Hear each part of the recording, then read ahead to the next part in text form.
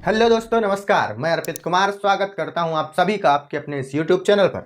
आज हम देखते हैं यमुना नदी के बारे में। आज हम यमुना नदी के बारे में डिटेल से, विस्तार से संपूर्ण जानकारी आपको देंगे। इसमें हम क्या क्या जानेंगे? हम जानेंगे यमुना नदी का क्या है इतिहास, इसका भौगोलिक स्वरूप किस तरह का है, इसका सांस्कृतिक महत्व किस तरह का है, धार्मिक पक्ष के बारे में जानेंगे, प्रदूषण किस तरह से बढ़ रहा है, उसको रोकने के क्या उपाय हैं, योजनाएं कौन कौन सी चलाई जा रही हैं, वर्तमान में हालात कैसे हैं, सब कुछ इसमें हम जानेंगे। आइए दोस्तों, देखते हैं यमुना नदी के परिचय के बारे में। क्या है यमुना नदी? भारत की प्रमुख पवित्र नदियों में से एक मानी जाती है और यह भारत की सबसे पवित्र नदी गंगा की सबसे बड़ी सहायक नदी है। दोस्तों, मैं आपको बता दूं, पवित्र नदियों के रूप में इसे क्यों जाना जाता है। इसके किनारे यशोदा मैया का लाल श्री कृष्ण कन्हैया, उन्होंने अपनी सारी बाल लीलाएं लगभग इसी नदी के किनारे की हैं। मैंने एक बचपन में कविता पढ़ी है दोस्तों, यदि आपको समय मिले तो जरूर पढ़िएगा। कविता का बोल क्या है? यह कदम का पेड़ अगर माँ होता यमुना तीरे, तो मैं भी उस पर बैठ कन्हैया बनता धीरे धीरे। इस तरह से कविता का बोल है। आगे बढ़ते हैं और यमुना नदी के बारे में जानते हैं। यमुना नदी का उद्गम स्थल हिमालय की यमुनोत्री ग्लेशियर। यमुनोत्री ग्लेशियर कहाँ पड़ता है दोस्तों? उत्तराखंड के उत्तरकाशी जिले में यह स्थित है। इसके बाद हम जानते हैं हिमालय की यमुनोत्री से निकलते हुए यह भारत के 5 बड़े राज्यों में होकर गुजरती है। कौन कौन से राज्य हैं? पहला उत्तराखंड, हिमालय, हरियाणा, दिल्ली और उत्तर प्रदेश। कौन कौन से? उत्तराखंड, हिमाचल प्रदेश, हरियाणा, दिल्ली और उत्तर प्रदेश। दिल्ली एक केंद्र शासित प्रदेश है दोस्तों, यह राज्य नहीं है। यदि हम इसके लंबाई के बारे में बात करें तो यमुना नदी की लंबाई 1374 किलोमीटर है। याद रखिएगा, सभी एग्जाम्स में पूछा जाता है। आइए दोस्तों, यमुना नदी के ऐतिहासिक और धार्मिक महत्व के बारे में जानते हैं। क्या है इसका धार्मिक और ऐतिहासिक महत्व? पुराणों में यमुना देवी को देवी स्वरूपा के रूप में जाना गया है। यमुनोत्री धाम, जहां से यह निकलती है, 4 धामों में से एक माना गया है। यमुना को सूर्य देव की पुत्री और यमराज की बहन माना जाता है। मथुरा और वृंदावन के आसपास यमुना का विशेष धार्मिक महत्व है। मैंने आपको बताया ना, श्री कृष्ण जी ने अपना बचपन यमुना तट पर ही बिताया है। अनेक मंदिर यहाँ बने हुए हैं।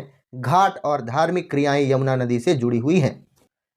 आइए देखते हैं भौगोलिक स्वरूप और मार्ग किस तरह का है। 5 राज्यों से यह होकर गुजरती है। यमुनोत्री से निकलती है, मैंने आपको बताया ही। प्रमुख शहर इस नदी के किनारे जो बसे हुए हैं उसे आप याद रखिएगा। प्रतियोगी परीक्षाओं के दृष्टिकोण से यह आवश्यक है। जैसे यमुनोत्री पहाड़ी क्षेत्र, यमुनानगर जो कि हरियाणा में स्थित है, दिल्ली जो कि राजधानी है हमारी, मथुरा और वृंदावन यह दोनों के दोनों उत्तर प्रदेश में पड़ते हैं, आगरा, इटावा और अंत में प्रयागराज अर्थात इलाहाबाद में गंगा नदी का संगम होता है। किससे मिलती है यह? गंगा नदी से। याद रखिएगा, गंगा की सबसे बड़ी सहायक नदियों में से एक है, या फिर गंगा की सबसे बड़ी सहायक नदी ही है। दोस्तों, सबसे पहले हम यमुना नदी की सहायक नदियों के बारे में देखते हैं, उसके बाद हम सहायक नदियों को डिटेल से पढ़ेंगे। सबसे पहले ओवरव्यू देख लेते हैं कि कौन कौन सी सहायक नदियां हैं यमुना नदी की। तो यमुना नदी में कई बड़ी सहायक नदियां मिलती हैं, जैसे चंबल नदी है, बेतवा, काली सिंध, कुनवार, सिंध, हिंडन। ये सभी की सभी नदियां यमुना नदी के जल मात्रा को ज़्यादा से ज़्यादा बढ़ाती हैं। इनकी प्रमुख सहायक नदी हैं। यमुना नदी की प्रमुख सहायक नदियां यही हैं। आइए दोस्तों, यमुना नदी के सिंचाई और उपयोग के बारे में बात कर लेते हैं। यमुना भारत के सबसे बड़े सिंचाई तंत्रों में से एक मानी गई है। पश्चिमी यमुना नहर जो बनी हुई है, हरियाणा और दिल्ली को पूरा पानी देती है। याद रखिए, दिल्ली को तो पानी बिल्कुल लगभग पूरा का पूरा ही देती है।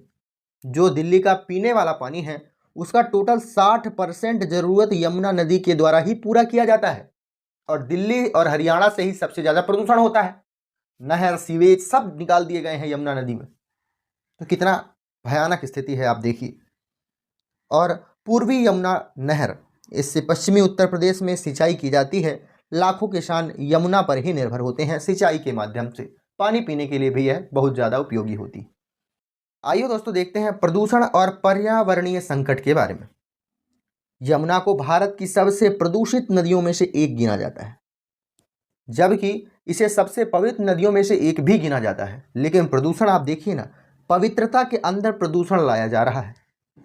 दिल्ली में प्रवेश करने से पहले यमुना का पानी अपेक्षाकृत साफ होता है, लेकिन दिल्ली पार करते करते बहुत ज्यादा गंदा हो जाता है। आइए दोस्तों देखते हैं प्रदूषण के मुख्य कारण कौन कौन से हैं। क्या कारण है?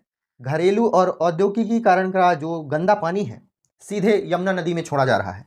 फैक्ट्रियों का जो अपशिष्ट पदार्थ है वह सीधे यमुना नदी में जा रहा है। धार्मिक क्रियाएं जैसे पूजा की जो सामग्री होती है, चाउर दाल मतलब चावल और फूल बेलपत्ती, ऐसी सारी चीज़ें, मूर्ति विसर्जन, सभी का सभी पानी कहाँ जा रहा है? यमुना जी में जा रहा है। अवैध निर्माण और अतिक्रमण से भी यमुना नदी प्रभावित हो रही है। एक अनुमान के हिसाब से दिल्ली में लगभग 22 किलोमीटर के हिस्से में ही यमुना का 70 से 80% प्रदूषण जमा हो जाता है। देखिए यह डाटा कितना बड़ा है। टोटल यदि यमुना नदी 100% प्रदूषित होती है, उसमें 22 किलोमीटर के अंदर 70 से 80% प्रदूषण हो जा रहा है। कितना बड़ा डाटा है। तो दिल्ली सरकार को, केंद्र शासित प्रदेश को इस पर ज़्यादा ध्यान देना चाहिए। आइए दोस्तों देखते हैं यमुना नदी का संरक्षण करने के लिए कौन कौन सी सरकारी योजनाएं चल रही हैं। यमुना एक्शन प्लान चल रहा है। जापान सरकार की मदद से यह शुरू हुआ है 1993 में, लेकिन इसमें कठोर कदम उठाइए ना।